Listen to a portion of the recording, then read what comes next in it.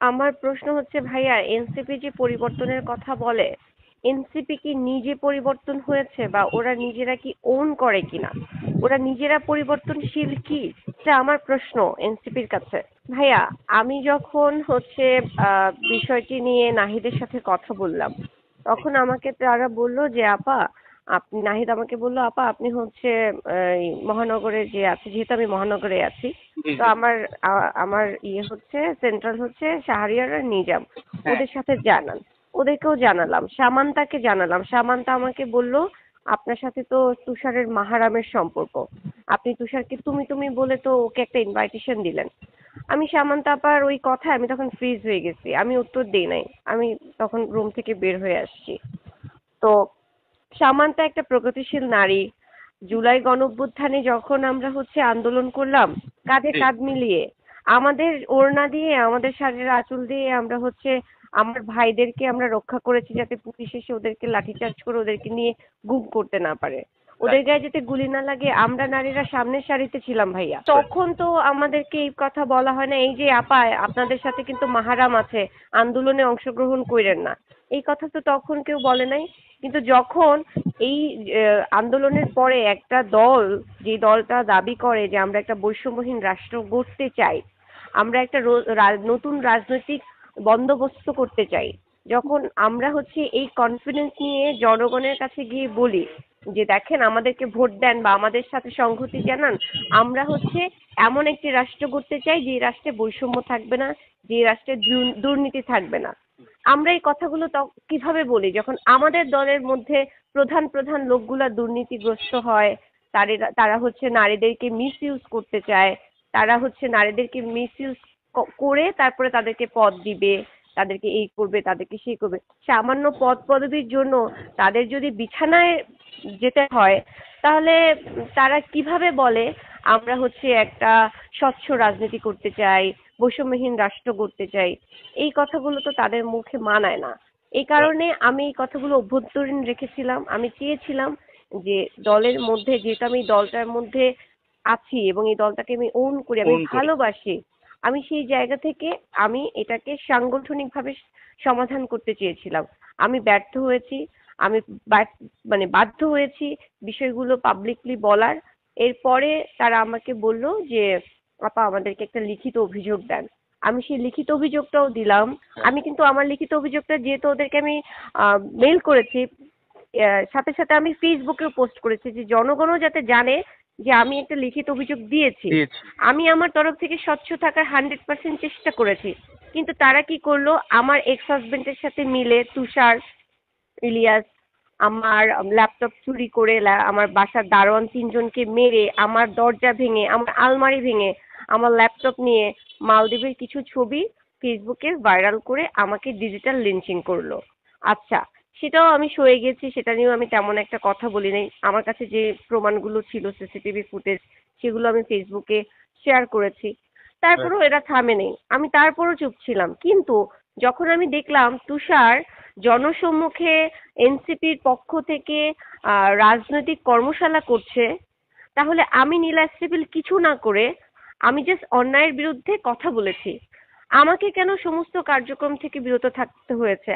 আমি কেন এখন পর্যন্ত আমার পার্টি অফিস সেন্ট্রালে বাংলা মোটরে আমি ঢুকতে পারি না? আমি কেন পদযাত্রায়, আমি জুলাই গণঅভ্যুত্থানে আমি কেন পদযাত্রায় থাকবো না?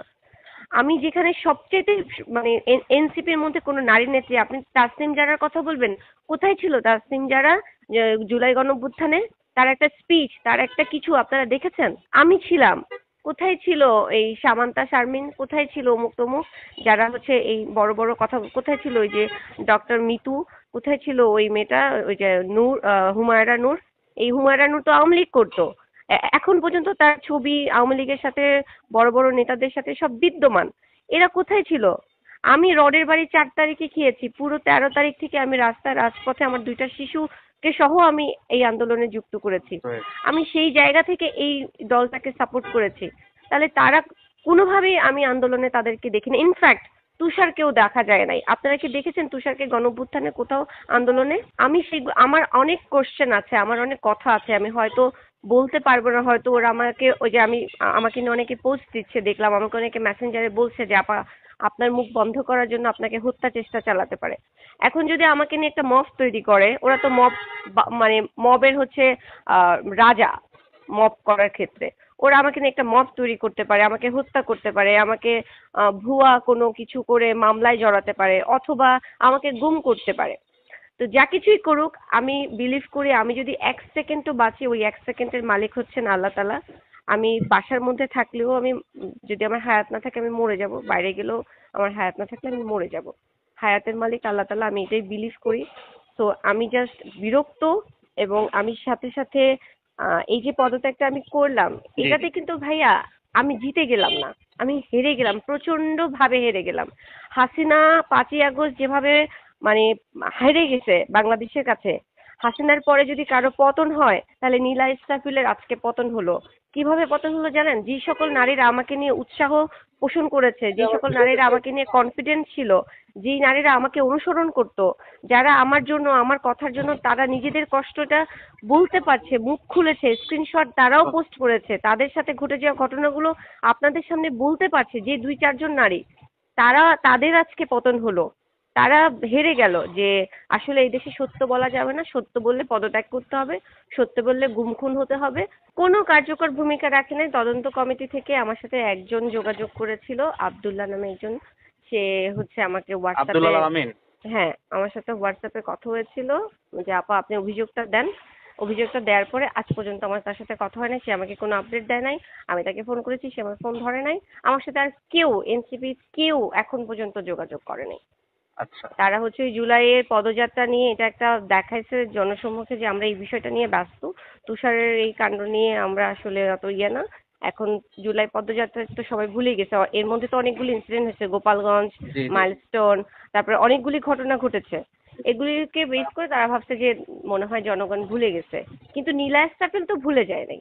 নীলা ইসরাফিলকে যে পরিমাণের অপমান করা হয়েছে, যে পরিমাণ ডিজিটাল লিঞ্চিং এর শিকার হতে হয়েছে, আমার পুরো গোষ্ঠী শুদ্ধা, আমার মা, আমার বোন আমাকে ফোন করে বলে, আমার বোন ইউনিভার্সিটিতে পড়ে উত্তরাতে, ও আমাকে বলতেছে আপা আমি তো মুখ দেখাতে পারছি না, আপা এগুলি থামান, আপা কিভাবে থামাবেন থামান। এই যে আমার পুরো পরিবারটাকে যে এইভাবে হেনস্থা করা হয়েছে, নীলা ইসরাফিল তো ভুলে যায় নাই। তো নীলা ইসরাফিল তো এটা নিয়ে কথা বলবে, আর কথা বললে তো আর এই দেশে তো সমাধান হয় না। তো আমি আর কি করবো, নিরুপায় হয়ে পদত্যাগ করলাম। এখানে আমার কোনো জয় হয় না, আমি আমি জাস্ট হেরে গেছি ভাইয়া। হাসিনার পরে নীলা ইসরাফিল আর আজকে হাসিনা যখন হাসিনা, আমরা যখন এক দফা ইয়ে করেছিলাম, তখন সব সাংবাদিকরা প্রশ্ন করতেছিল যে আচ্ছা আপা আপনারা এটার বিচার কার কাছে চান। তখন আমরা বলেছিলাম প্রধানমন্ত্রীর কাছে তো আমরা সবসময় বিচার চাই। তখন তো আর আমরা যেহেতু প্রধানমন্ত্রীর পদত্যাগ চাচ্ছি, আমরা আর কার কাছে বিচার চাবো? রাইট। আমাদের বিচার আমরা করব। তো আজকেও আমি সেই একই কথা বললাম যে কারো কাছে বিচার চাওয়ার নাই, আইনের কাছে কোন আইনের কাছে যাব? যেই আইন হচ্ছে এনসিপির কথায় চলে, যেই গণমাধ্যম এনসিপির কথায় উত্তরগুলো প্রকাশ করে, শুধুমাত্র যেই গণমাধ্যম বা যেই পলিটিক্যাল মানুষগুলোর কাছে আমি যাব, সেই পলিটিক্যাল মানুষগুলো শুধুমাত্র তাদের পকেট ভরার জন্য তাদের কথা শুনে তাদের কাছে যাব। আমি আমি যতদিন পর্যন্ত না রাষ্ট্র সক্রিয়ভাবে সচেতনভাবে গঠন হচ্ছে, একেবারে দুর্নীতিগ্রস্ত একটা বাংলাদেশ, দুর্নীতিহীন একটা বাংলাদেশ হচ্ছে, ততদিন পর্যন্ত আমি আর আইনের দ্বারে কাটবো না। কারণ আইনও হচ্ছে একপাক্ষিক হয়ে গেছে, একপাক্ষিক আইনের কাছে নীলা ইসরাফিল আর যাবে